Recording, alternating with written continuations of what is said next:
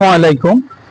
আজকে আমি আছি বাইতুল আমান জামে মসজিদ প্রাঙ্গণে। আপনারা দেখতে পাচ্ছেন বাইতুল আমান জামে মসজিদ ও ঈদগাহ কমপ্লেক্স।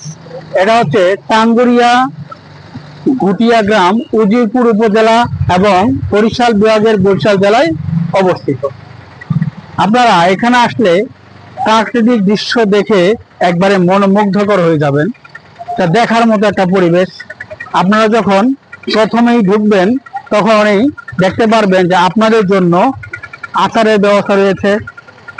আবার ডান পাশে দেখেন ডাবের ব্যবস্থা রয়েছে। আপনাদের গরম লাগবে, আপনারা ডাবের পানি খাবেন।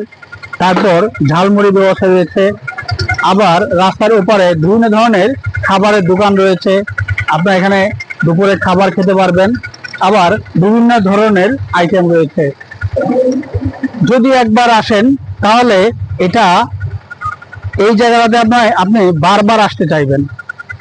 এই যে দেখেন বাইতুল আমান জামে মসজিদ প্রাঙ্গণ, এটা স্থাপিত হয়েছে 16 ডিসেম্বর 2003 সালে।